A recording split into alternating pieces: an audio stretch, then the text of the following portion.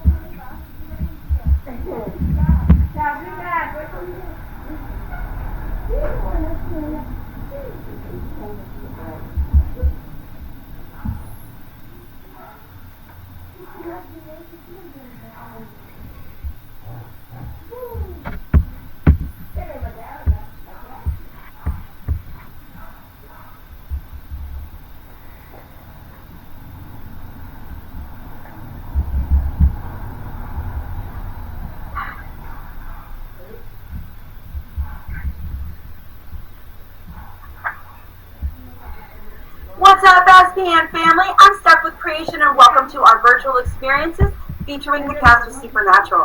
Just a reminder that the top tipper wins a 5-minute one-on-one video meet and greet with Misha right after this panel. So make sure your top supporter information is updated with your current email address. To do that, just look beneath your stage window and you'll see the top supporter rewards. Go ahead and scroll to the bottom of that section and click the green top supporter information. If you'd like to tip, click the green tip button on the bottom left-hand corner of your stage screen. Okay, our next guest is not only an incredible actor, but he's also created Random Acts, a charitable organization dedicated to acts of kindness, helping people all over the world. Without any further ado, let's welcome Misha Collins.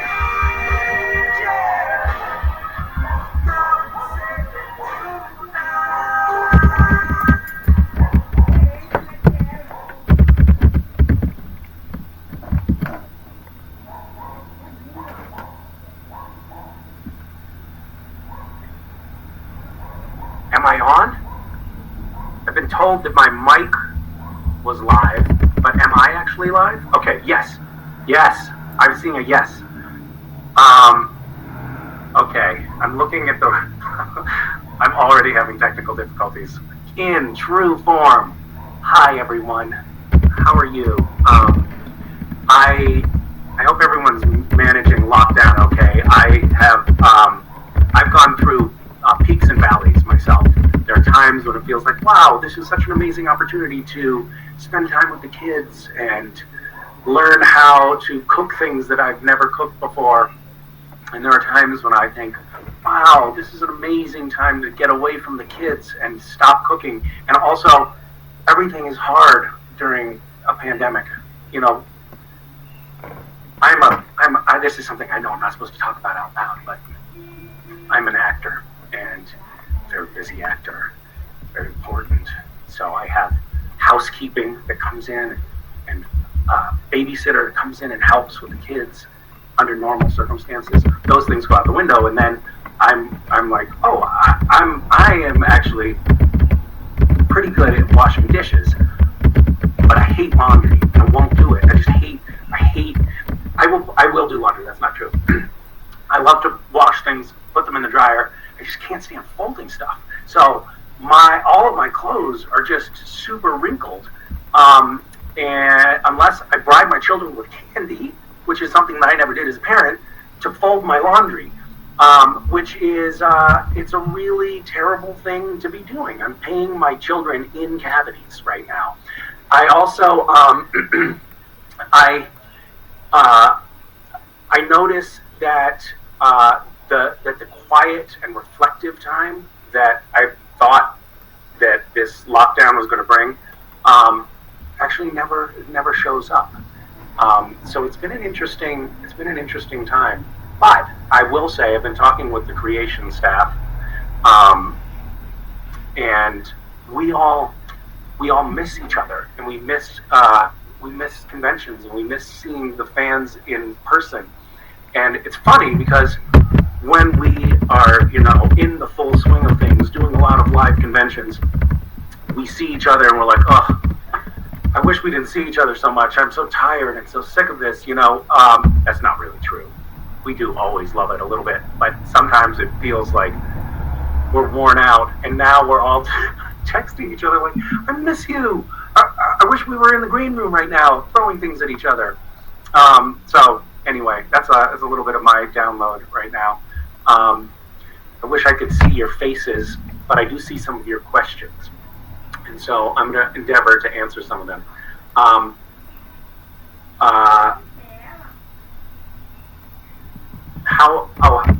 The first question that I'm seeing from Shanksaholic is, how are you surviving the lockdown? Are the kids driving you crazy yet? It's like I anticipated your question. No, the kids are not. Strangely, the kids are not driving me crazy. They're thriving under this new paradigm of no school and few responsibilities and extra TV time. I had a conversation with the kids last night where I was asking them, do you really like watching TV so much? Because I personally, I have kind of a hard time. I can watch, 1 or 2 episodes of television, and then I feel like, all right, I'm burnt out. I got to do something else. Maybe I'm just too ADD to stick with it. But I was like, do you guys really like watching so much TV? Because you're always clamoring for watching television.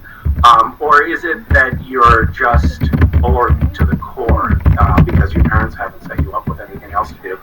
And my son confessed that he actually can focus on watching television better than he can focus on anything.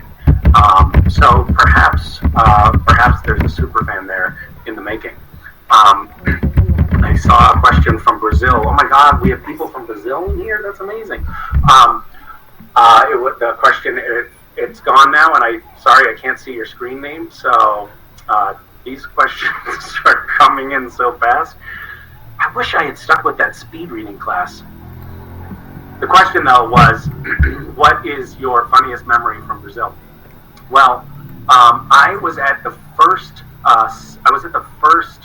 Sao Paulo Comic-Con in Brazil, and it was really intense. There were around 120,000 people, and I don't know if you know this, but Brazilians are not people who are very emotionally subdued.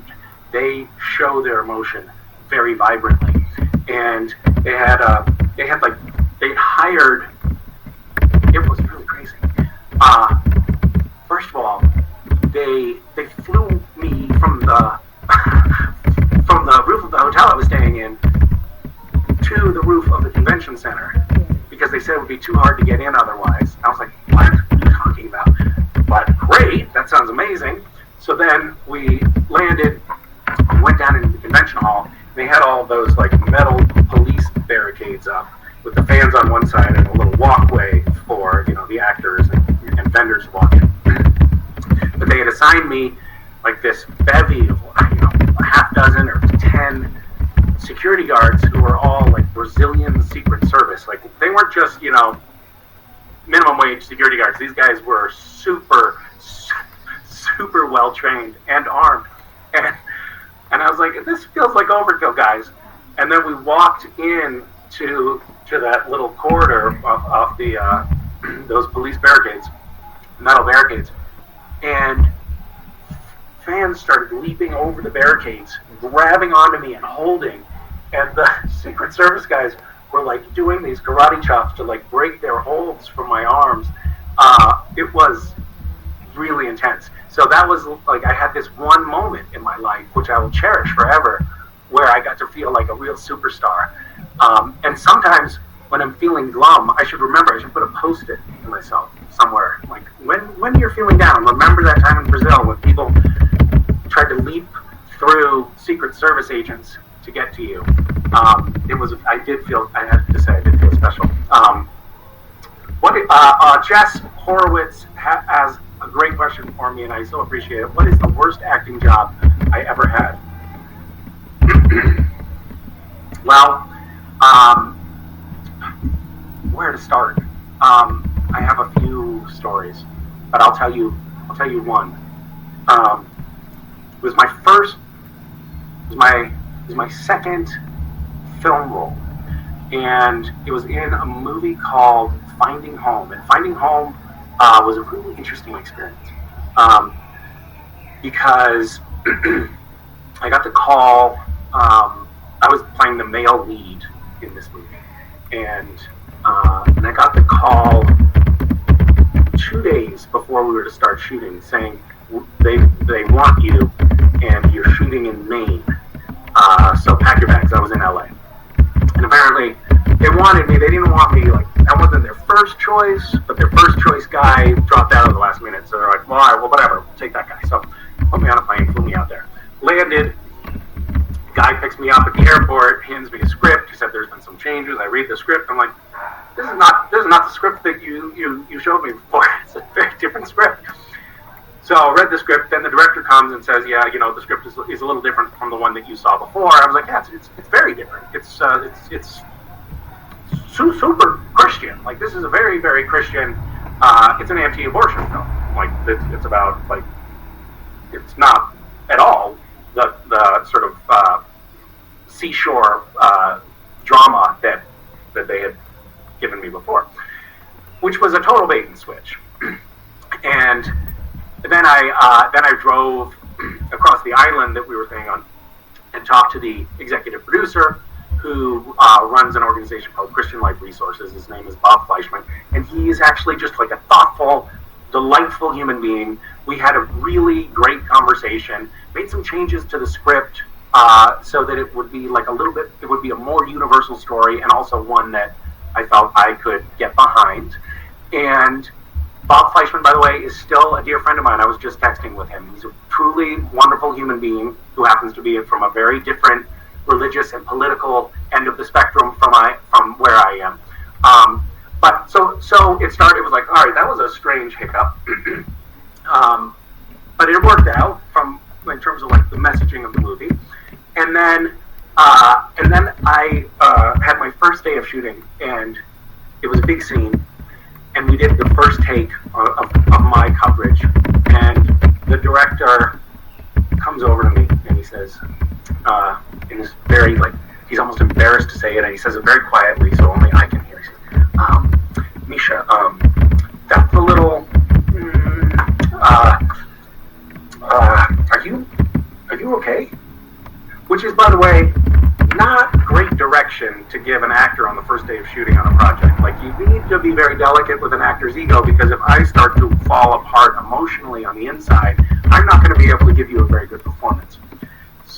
So I was like, and wow, just got the message that I was horrible and probably going to get fired. So I was like, yeah. And he's like, okay, you want to try it again? And I said, yeah, of course. And so he goes back over and he goes, all right, everyone, roll camera. And I said, sorry, Larry, just give me 1 second, because I had to compose myself. And he said, sure.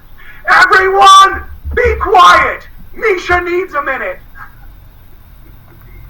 And that set the tone for what was a complete train wreck of a shoot. It was supposed to be 6 weeks of shooting, and it ended up being 3 months. The crew went on strike at one point. The director was yelling at people all the time. They'd bring us in, put us through makeup and hair, sit us in our trailer, and then not use us for the whole day, then send us home and do the same thing the next day. The director, he was a total mess. And at one point, he's yelling at people and threatening to fire them. And then I told Larry, the director, I was like, Larry, if you keep yelling at people, I'm going to quit. So stop yelling at people. And it was a complete fiasco. Mercifully, the movie was not very good, and nobody saw it. So it sort of disappeared into the vapors of history. I have a knack, I'm finding, for talking indefinitely. Let me see, what other questions do we have here?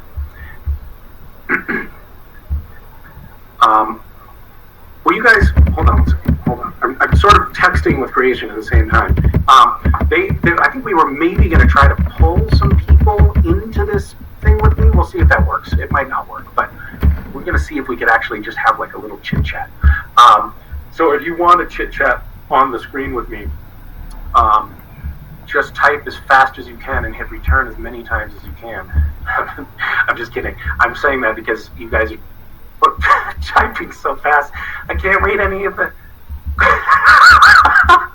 Nobody can read any of these questions. I know what I need to do. I need to do a screen cap so I can freeze frame something and then find the... This is a total cluster F. Okay, hold on. Let me see if I can find my screen cap. Okay. Gabriel asks, what did playing Castiel teach me over the years? Gabriel, also from Brazil. Wow, it's like there's like a Brazilian invasion happening over this virtual connection.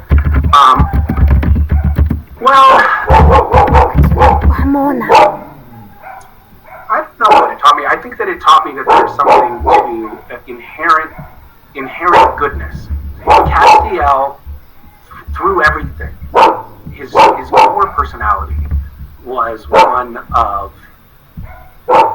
goodness and kindness and empathy. He was trying always to do his best. And even when Castiel was possessed or not himself, I think we all always knew that underlying that was this being who was just trying to do his best and trying to do what was right. And I think I learned that really can be an inherent quality in a human being. I think there really are people who genuinely want to do their best and be their best. And everyone makes mistakes. That's another thing that I learned from Castiel. Everyone's going to screw up. Even people who have a North Star of doing the right things end up screwing up over and over again. And you have to pick yourself up and you have to keep trying. I think that's a lesson that the show has messaged over and over again for years and years. Pick yourself up, try again. Pick yourself up, try again. Do you guys have this problem of you do screenshots and then you can't find the screenshot? Okay. What is my craziest? This is from Ilu Supernatural. ILU. Oh, I love you. Boy, I'm so with it and hip. I love you, Supernatural says. What is your craziest travel story? Oh boy.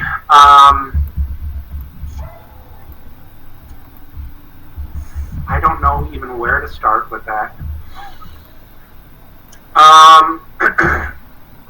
Okay, I've got one. I think this might be my craziest travel story. Sometimes I have this problem, which is that I tell stories and then people think that I'm lying. I'm not lying. Not a word of this is a lie. So, I went to. This is another long-winded story. I'm sorry. If, by the way, if I was not just left alone in my room to talk, I think that I would probably not talk as long and it would be less painful to listen to. So my craziest travel story. My wife, Vicky, she was my girlfriend at the time, and I, in 1995, we wanted to go to Tibet. So we first went to Nepal, and we did this beautiful trekking trip in Nepal, and then we had gotten, at the time you could not, if you were an American, you could not get a visa to go to Tibet. But somebody had given us the tip that if you get a visa for Beijing, then when you cross and you're meeting the customs agents who are Chinese at the Tibetan border from Nepal, and you present them with a Beijing visa, it sometimes works. So we're like, all right, we did it. And by the way, it was not easy to get the Beijing visa, but we did it. And did this beautiful trek in Nepal, and then we took a bus to the border town, or to near the border town in between Nepal and Tibet. And we had like 10 miles to go. The bus dropped us off in like the town before, so we had 10 miles to go. We were hitchhiking. We got picked up by these guys in a vegetable truck, and somehow, and I'm not sure how this, maybe somebody nearby spoke English or something, we tried to convey to them that we were trying to get across the border and that we were going to try to hide in the back of their truck. And I think I gave them some money. So we're in the back of their vegetable truck, piled with vegetables, just sort of like this loose, open truck with a little cover, but the back was open. And we buried ourselves and the bags in the vegetables. And we got to the border, and these Chinese guards that had, like, machine guns, which I hadn't been anticipating, were standing there, and they come to the back of the truck. Very quickly, they find us in the vegetables. Our hiding job was not good. They said, "What are you doing back here?" And Vicky and I were like, did we fall asleep back here? And pretended like, oh yeah, we were planning to pop out at any minute. So then we presented them with the Beijing visas, and they were like, okay, go on. Didn't care at all, and we crossed the border into Nepal. We got out of the truck, walked into this little town, and it was getting late, so we tried to find a hotel. There was only one hotel, and it really wasn't a hotel. It was like this inn, and it really wasn't an inn. It was like a shack, and it was really dingy. They had 2 rooms for rent. We took one of the rooms. We're up on the 2nd floor, and they served us some soup, which was very viscous, and we didn't know what we were eating. And then we went into our room. But very quickly, we started feeling very sick and not well at all. And so we had to keep on getting up in the middle of the night. The only bathroom was across this mud street. There was like literally sewage running in the street. The only bathroom was across the street. It was an outhouse. We had to squeeze into this outhouse over and over again during the night to go to the bathroom. And then back in the room, there were rats running all over the room, and they were coming out of these little holes. So I was trying to plug up the holes, but a rat would come out another hole and then find that the hole that they were trying to get in had been blocked, and so then they would get frantic and then run across us on the bed. And it was as horrible as you could imagine, except for the next morning when it was daylight. And I discovered that when we were going into the outhouse, they weren't using toilet paper there. They were just wiping and then wiping it on the wall of the outhouse. The Tibetans were quite a bit smaller than me. The outhouse was quite small, and there was no way for me to be in the outhouse without touching the walls with my shoulders. It was awful. It was truly awful. I'm sorry for sharing that story with you, but I have no filter. Here's a question. Here's a question that is a little bit less incendiary. What non-SBN show would I like to be a part of if I could? I would love to do something. I'd love to do something like House of Cards. So Willimon created that show. I thought it was really brilliant. It's about the inner workings of politics in DC and the White House. The show creator, Bo, worked on Capitol Hill and actually had real insight into the machinations that go on in politics. And as somebody who's quite interested in politics, I would love to get involved in a political drama that had interesting and insightful messaging. That's one thing that I'd like to do. Oh, just remembering that there's one thing that I wanted to mention because it's been nagging me and I haven't really had a chance to talk about it. But there's a fan online found a photo of me and Jim Beaver and I think Jensen doing like squinty eyes, Asian eyes, with two Asian fans that we were taking pictures with. And is it, like making all these accusations that we're racist and how could we do that and blah blah blah. And I do want to apologize for not having the foresight or presence of mind to not do that. But we do like when we're at these conventions, we're doing 500, 600, 700 photos in a day and moving through a lot of people and often tired from shooting and bleary-eyed and fans ask us to do things. And a lot of times we don't have the right filter, we're not processing it properly, and those fans asked us to do that, and we were like, okay, whatever, instead of getting into, no, we're not going to do that. I assume, I don't remember, but I assume, I thought something like, oh, you're Asian, you're asking me to do it, okay, whatever. Of course it's bad optics, and I apologize to anyone who was offended by that, but I did want to talk about it because I keep seeing like this fan keeps harping about it online and putting it every time I post about something. There's this like Misha's a racist comment that comes up. I think the same person though was also saying I was racist against Asians for I posted a message to the Chinese followers of support because Chinese people were being persecuted in America because our president keeps calling the coronavirus the China virus and being really vitriolic and unfair toward the Chinese. So anyway, this person was saying that I was being racist for doing a message in Chinese because not all Asians are Chinese, but the message was specifically for Chinese people, not for all Asians. I needed to clarify those things because I don't like people thinking that I have that kind of ill will. Okay. I'm sorry to use up this precious time defending myself from slander. Okay. Who is the... Brittany, I think I need more... Oh! I was scrolling in the wrong direction, guys. Hi, Misha. I'm not going to ask that question because it's also from Brazil. I'm going to do another screen cap, not screen cap. Now I've got myself thinking. Okay. Everyone asks about the Winchesters. This is from Winchester-LSBN. Everyone asks about the Winchesters, but for you, what is the perfect ending for Castiel? Great question. And I can tell you, Winchester-LSBN. Is that a family name? What part of the world are your ancestors from?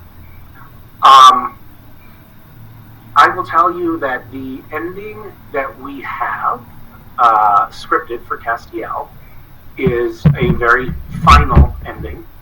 It is pretty much exactly what I would have wished for.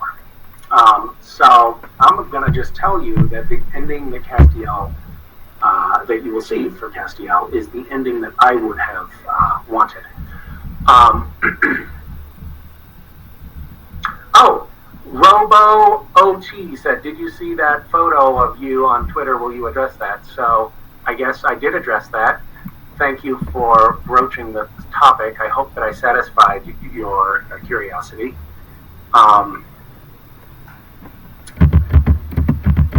Okay, I have to do another screen crap. Why do I keep doing screen crap? Okay.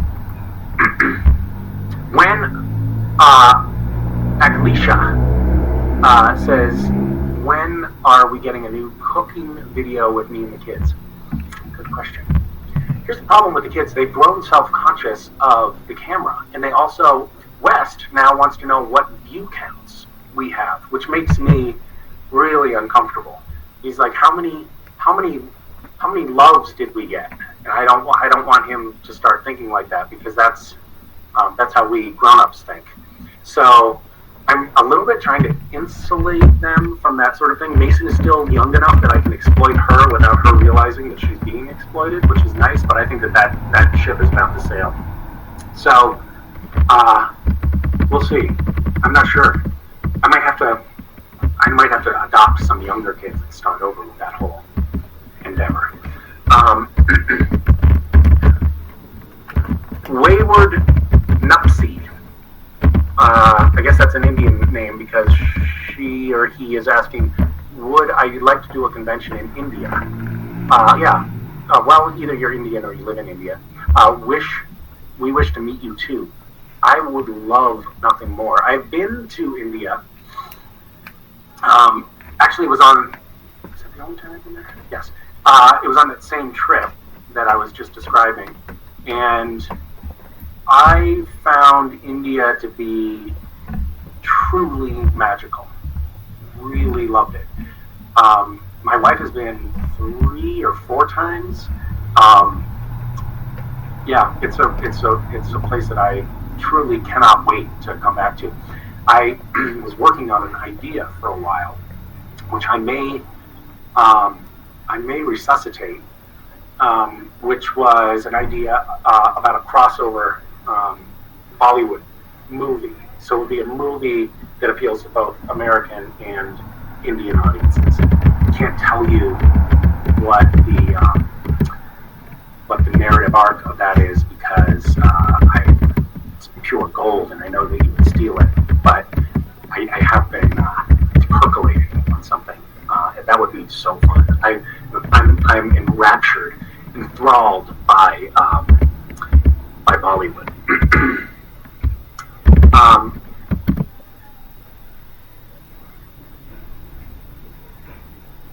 Here is a question from Amanda CW.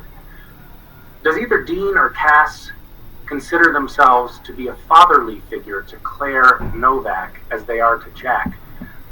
Yeah, I think so. I mean, we had episodes where we touched on like that fatherly nurturing relationship that Cass has anyway toward Claire in this season. We didn't get deep into it. Catherine Newton has gone on to become quite a movie star, so I think we sort of lost her as a cast member to bigger and better things. But we did talk about her in absentia, and I do think that was a very important relationship for Cass. But Jack, for both Dean and Cass and Sam, solidified as like the true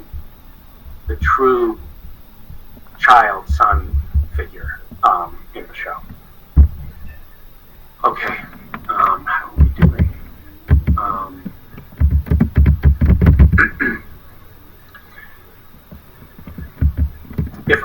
This is a question from GenLove72.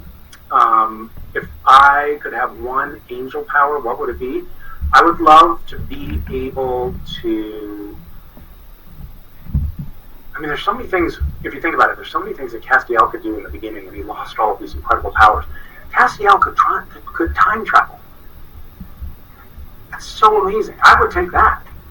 I mean, it traditionally took a little wind out of him. He was unconscious for a little while after time traveling, but still, pretty cool.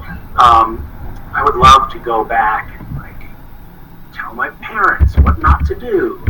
Things like that would really Castiel. If I had that power, I could go back and I could also be like protective to the younger me against the various bullies that I came across in my childhood. And of course, this is very traditional, kind of low-hanging fruit. But I could also do a little bit of cursory research and then go back in time and pick winning lottery tickets, which is something that we've all wanted to be able to do at some point. I'm going to try to read one of these questions as they go by. Hi from Greece. Somebody, nope. Simply cannot read them. Okay. This is from Moose Squirrel Art. If I could relive any moment from my life, what would it be and why? What a beautiful question.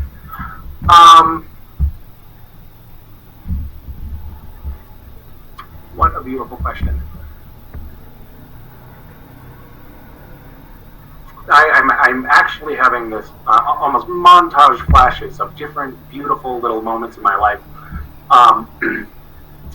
One of them was while I was working on Supernatural. It was the birth of my son. I was equally overjoyed with the birth of my daughter, but I just have this very vivid memory of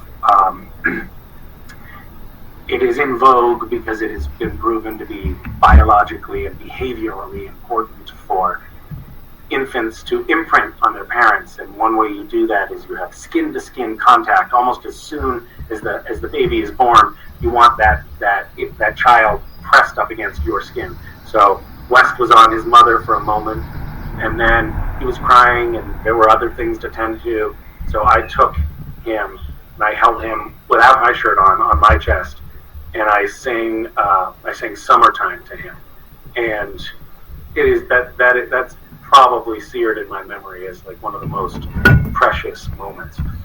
And even just being in the room of having a birth, but when it's your own child, it's very poignant. But there's this ecstatic joy that permeates the air, and combining that with like the first contact with my infant son, my first child. And then singing the song that my dad sang to me when I was a toddler was a very lovely moment that I would like to relive, I think.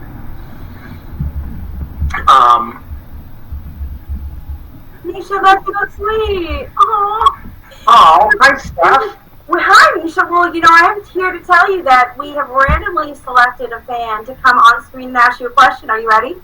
No, not at all, but I'll do it anyway. This is all my fault, so let's do it. All right, let's bring on Stacy. Hi, Stacy. Hi. Hi. By the way, I have to tell you, when I pull my knee up like this, and you can see that it's naked, a lot of people are like, on Zoom calls, they're like, oh, I'm naked, or not wearing pants, but you can see that I'm really not wearing pants. I just wanted to let you know that I'm really one. All right, now I'm going to just set the record straight. I am wearing shorts. How are you, Stacy, and where are you, and what's going on in your life? I'm in Illinois. Okay. And I'm still doing Gish for the first time this year. So. Oh, how's that going? Good. I have a great team this year. Do you? But it's the first time, right? Yep. So you don't know if it's a great team. It actually could be a terrible team, but you have no basis of comparison. All teams could be infinitely better. I don't know. We've done a lot of challenges so far, so. Okay, I'm messing with you. I know. To do, I'm sorry to say. From what I'm reading on Facebook, we've got a good team. Okay, good. What have you created?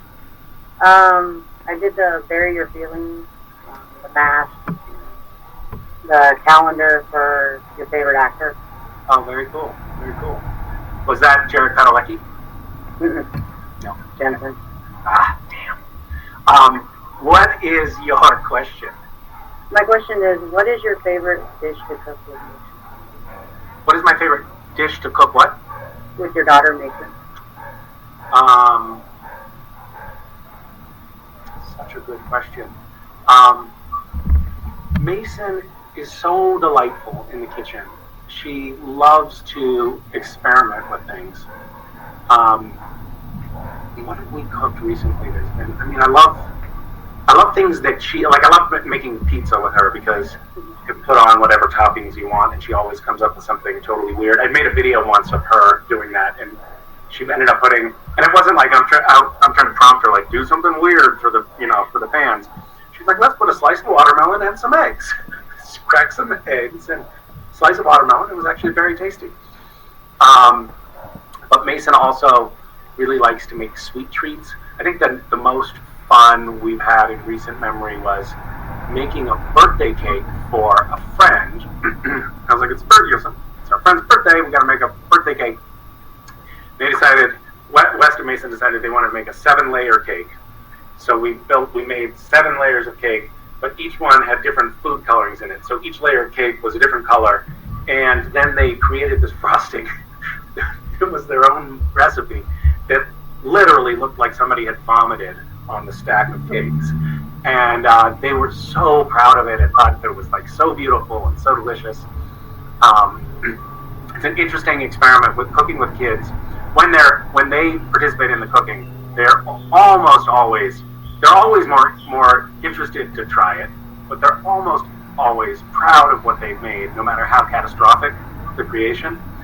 And it does show an interesting thing. Like they're not yet at the point in life where they feel bad about themselves. They're not yet overcome by shame. If I had made that cake, I'd be like, oh God, what have I done? It's a disaster. You're gonna hate it. I'm sorry. I tried. They make it, and they're like, look, isn't this beautiful? I made this. Isn't that amazing? So it's an interesting, fleeting glimpse into the precious innocence of childhood. Any other questions? Do you have any other follow-up questions? Nope, that's all. Very nice talking to you. Have a good rest of your evening in Illinois. Steph, do you have other people you want to patch in, or should I just keep? I don't know how to do this, but I'm going to keep talking, and then I will. If you want to bring anyone else on, just bring them on. All right. That worked very well, though. It was like this incredible technological feat. Okay. Let's see, what other questions do we have here? So, I'm going to ask a question from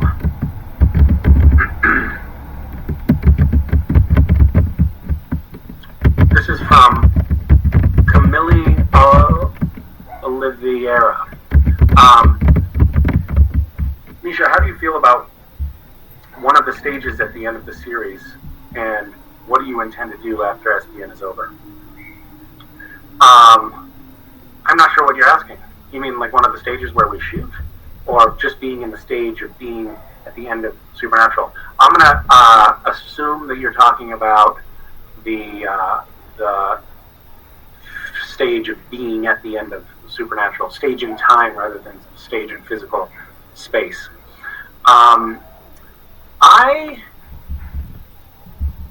To be honest with you, it's an interesting thing, because we're going back to finish the series right now. An episode and a half left to shoot. And yet, we've taken 4 months off. And, is that true? Yeah. And in that interstitial time, it's a big word, but a good one, I think we've all had this interesting experience of actually mourning the end of the show. I had a conversation with another central cast member right after we went home for quarantine, and we were both kind of shell-shocked and way sadder and way more at sea than we had expected to be. It felt like this thing that had been such a cornerstone, such an anchor in our lives for so long, was suddenly gone. And it was just a matter of like not having that cathartic moment of wrapping, having a wrap party, saying goodbye to everyone. It was like, you're done. And that abrupt finish was really hard. I'm sure it would have been hard anyway, but it felt like not having that proper ceremonial goodbye made it really tough. And it took us a while to recover from that. But then we went through a process of mourning the end of the show and figuring out what the next phases of our lives were going to be, and percolating on the question of what we want to do next.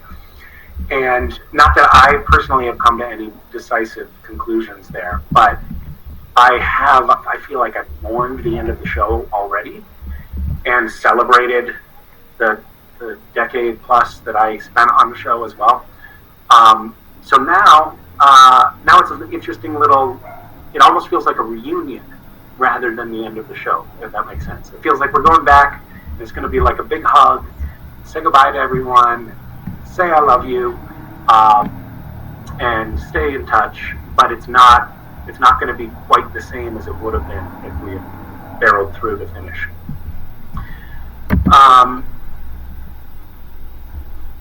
Hi Misha, my name is Bruna. What are your projects after the end of Supernatural? Jarpad Diary is your handle, but I'm going to assume that Bruna is a nickname. Bruna, thank you for asking. I have no idea. I have some projects that I'm working on right now. One is trying to work really hard to get people to go vote in the November elections in the U.S. I think it's really important that people vote.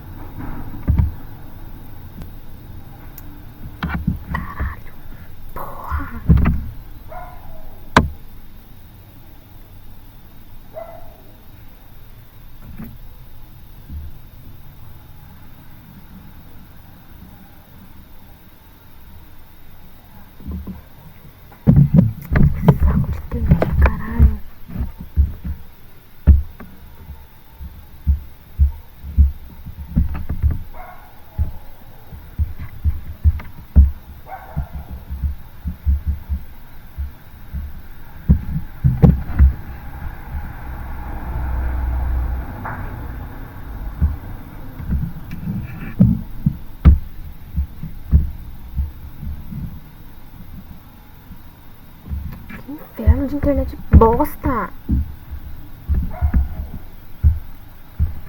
Fica caindo justo agora essa merda de internet do caralho.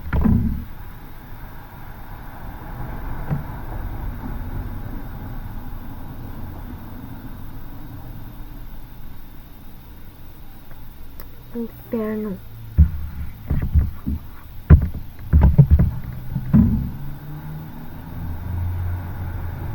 Tipo, que bosta.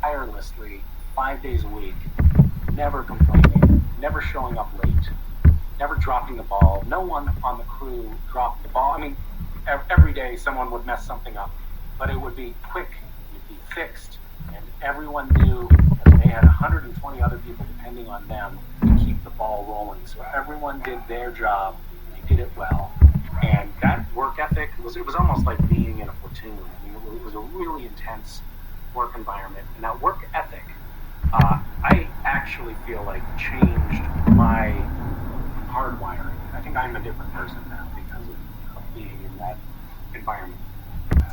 And the other thing that I think was an interesting evolution for me on Supernatural actually happened in, not on the set, but in my interactions with fans. When I went to my first fan convention, I had this idea that I was like going to cultivate a certain stage persona, that I was going to like present myself as like this cool guy, or I don't even know what I was thinking. I mean, of course, now that you hear me say it, that's absurd. Like, me presenting myself as a cool person is laughable. But at the time, I'd read this book on Marilyn Monroe. It was a history book of Marilyn Monroe about how she had cultivated her public persona. She had cherry-picked from every starlet of the era. She picked her hair color, she picked the shape and size of her nose job, which she got. She picked the dialect, accent, affect that she used, and the way she moved. Everything that about her public persona was cultivated, and that's what catapulted her to the stratospheric success. It was one of the arguments of this book. And so I thought I should do the same thing. And I think there are a lot of actors who have successfully done that. Like many actors I have met who are very different people when they're on stage in front of an audience than they are in the comfort of a private conversation. So I tried to do that the first time I went on stage, and the first times I did interviews, and I felt like, oh no, I feel like I'm suffocating. I feel like I could barely get a word out. I was even more inarticulate than I am now, and I realized I can't do this. I have to just be myself, and if that doesn't work, it doesn't work. But this whole notion of trying to present a cultivated representation of myself to this audience of strangers is going to kill me, and I can't do it, so I'm not going to try. And it was incredibly liberating, and definitely something I learned, not from Supernatural, but from the experience of being on Supernatural and the subsequent interviews and panels and interactions with fans. So I keep banging the table because I seem to have dragged this incredibly heavy table to put this laptop on so close to me that I can't sit in a chair without banging it with my knees. But there's too many things on it for me to move it while I'm doing the panel. So sorry for all of the dynamic action. I hope you're not getting seasick. All right, I am going to revisit this little thought. Hi. Hi. Hi, how are you? Look, Misha, fantastic. We are actually. Thank you so much, Steph. This is great. Thank you. Do you have any parting words for your adoring fans? I have missed you, Steph. It's true. It's like really. It's funny, like being away from doing the conventions with you guys. It makes me realize how much I appreciated seeing you and chit-chatting in the bowels of hotels across cities in America. So, well, we miss you too. Yeah, I hope we can get through this pandemic someday and get to see each other in person, but it's nice to see your face, even if it's in 2 dimensions. You too, and on behalf of the Supernatural family, we are all sending you a big virtual hug. Thank you so much. Thank you. Misha. Bye, you guys. Bye. Bye. I'm going to move my table now. All right. Thank you once again. Thank you. You are truly one of our favorites. Tipping is now done, and we're going to bring you the results in just a few moments. But first, make sure you're signed up for our email list at creationent.com. And follow us at CreationENT on Facebook, Twitter, and Instagram for announcements on more virtual content to come. We are going to be back tomorrow with the one and only our beloved Winchester brothers, so you don't want to miss it. Okay, and our winner is Lisa Kraft. Lisa Kraft, you are our winner. We're going to contact you via email right now, so check your inbox. Also, Lisa, hang out in this chat for a little bit, just in case we have an issue sending you your link. And for those of you who are joining us for Jared Jensen's Q&A tomorrow, we'll see you then.